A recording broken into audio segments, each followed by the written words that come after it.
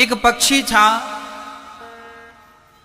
ना वहां पानी था ना वहां हरियाली थी, बस रेत ही रेत थी, वो भी गरम। वो पक्षी जो था वो बहुत तड़प रहा था, बस मरने की स्थिति थी। तभी वहां से एक दूसरा पक्षी गुजरा, तो वो तड़पता हुआ पक्षी उस उड़ते हुए पक्षी से बोला, भैया तुम कहां जा रहे हो? बोला, मैं यमराज जी के पास जा रहा हूं, उन्होंने बुलाया है। अच्छा। तो उस तड़पते हुए पक्षी ने कहा, भैया जरा मुझे ये बताओ कि मुझे ये दर्द कब तक मिलना है, जरा यमराज जी से पूछ लेना कि मैं कब तक तड़पूंगा, कब तक मेरे भाग्य में ये दुख है, पीड़ा है, दर्द है। उस पक्षी, भले पक्षी ने कहा, ठीक है मैं तुम्हारी पीड़ा कह दूंगा। पक्षी चला, यमराज जी से अपने काम के सिलसिले में बातचीत हुई। लौटते समय उस पक्षी ने यमराज जी से कहा कि महाराज, आते समय हमें एक घायल पक्षी मिला था, उसने पूछा है कि वो इस प्रकार कब तक भोगता रहेगा, बहुत कष्ट है उसे।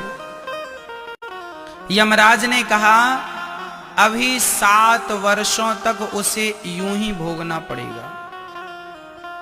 कितने वर्षों तक? 7 वर्षों तक उसके भाग्य में बहुत यूं ही कष्ट है।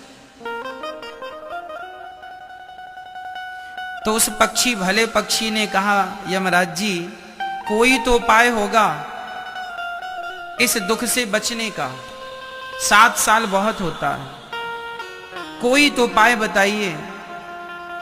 तब उस भले पक्षी ने पूछा, तो यमराज जी ने बताया कि हां एक उपाय है। क्या?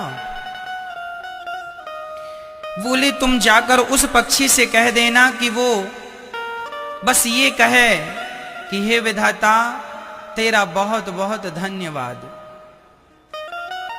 आज उसकी जो भी दुर्दशा है वह उस दुर्दशा में भी प्रसन्न रहे, और प्रसन्न रह के वो भगवान का थैंक यू कहे, धन्यवाद विधाता तुमने जो दिया है उसका बहुत बहुत धन्यवाद।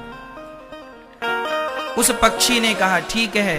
वो भला पक्षी आया, उस दुखिया पक्षी से बोला, सुन तेरे भाग्य में 7 वर्षों तक का कष्ट है, लेकिन एक उपाय है। क्या उपाय है?